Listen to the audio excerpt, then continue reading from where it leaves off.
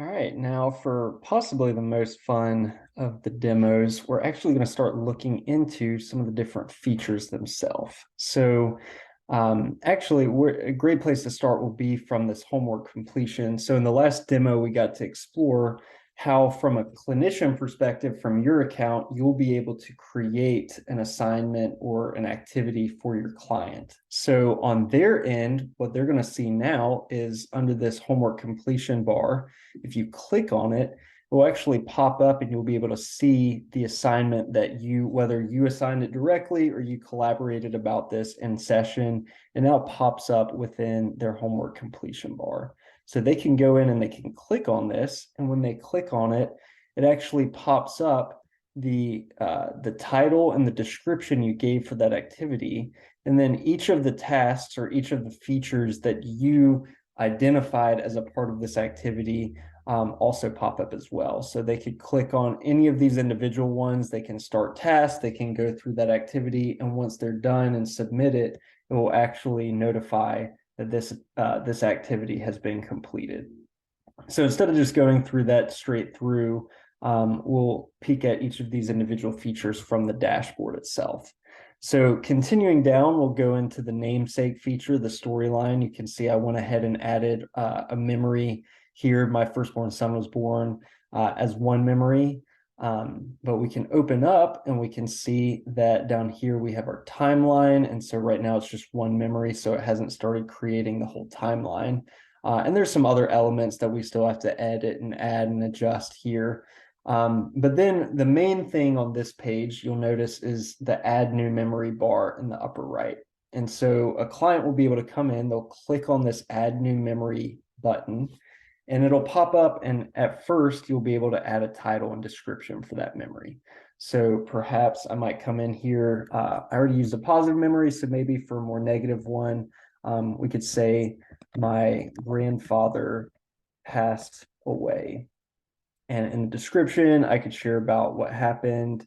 For instance, I could just say it happened abruptly last summer. And so that might be my description. Eventually, they'll be able to go back and edit or add different logs to that memory. But for now, just keeping it very simple. So once you've given it a title and description, you can come in, select a date. One thing we'll just recommend is there's going to be a lot of memories that a client might be lucky if they can remember the month, much less the day.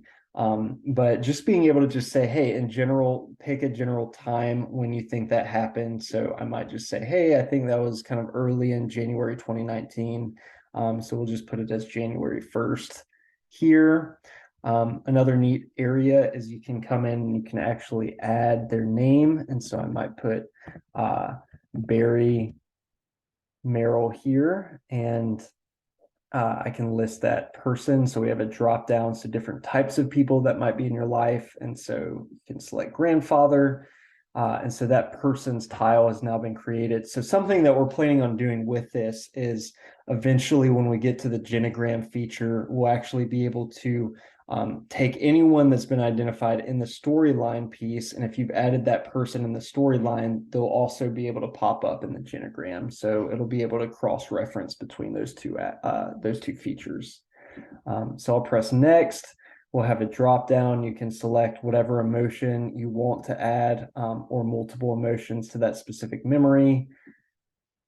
And then you can select, was this memory positive, more neutral, or negative? And so specifically for this one, I'm saying it's just a negative memory.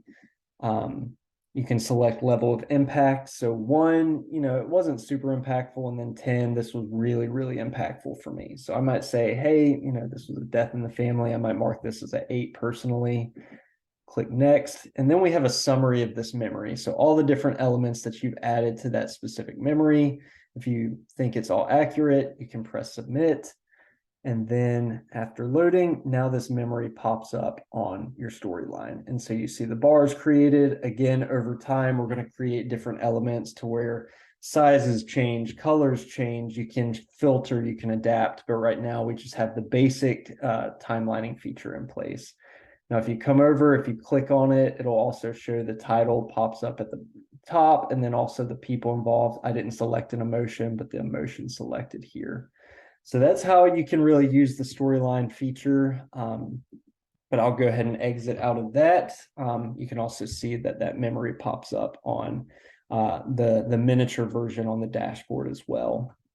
But just continuing down on some of the other features, I won't dig as deeply into each of the other ones, but for grounding, if you click the expand button in the top right of that tile, and that's just in general for any of the features, there's that expand button. If you click on that, that'll enlarge it into its own page.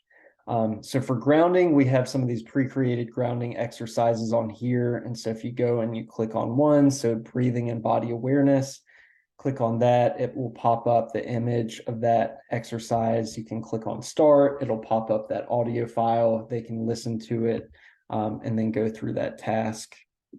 So that's very simple for the grounding exercise. I'll skip over to the emotion wheel because there's a journal piece in that as well. But if you click on the emotion wheel, it'll pop up. So a past log, which I logged hopeful earlier today. But if I want to come in and log a new emotion, we pop up this really large emotion wheel. We're still playing with some of the sizing right now, but the great thing is it's very readable. And one of the neat things about it is you can go through and whatever emotion you're hovering over, it'll actually highlight that emotion. And so if I come in, I want to select a specific emotion, maybe right now I'm feeling grief. It'll pop up. Eventually we'll have the definition of that emotion pop up below. So your client can go through and actually read and clarify, is this the emotion I'm feeling? Does this describe what I'm feeling? But if they determine that's the emotion that feels most accurate for this log, they can click next. And then it'll give them a prompt to actually do a journal entry for why they're feeling that emotion. And so they can expand. It can be as short as a single bullet point, or if they want to do a full journal log, they can expand on that as well. For instance, here I might just put, I've been thinking a lot about my grandfather this week and have felt a lot of grief. So continue here. Again, we'll have this summary. I'll be able to press submit. And this journal entry affiliated with this emotion, both of which will now pop up in those feature tiles on the dashboard. Pathways, again, it's not been created yet, and you'll see this regularly, a feature under construction. We'll have a placeholder. Eventually, those will pop up and be active as we go. And then the last feature, very simple, very high level, is a goal setting feature. And so you'll be able to come in here, log a goal. So maybe this is a therapy goal. I might come in and just say, I'm working through forgiveness with a friend. I might add my description, press next. When do I want to have this completed by? Not a required field.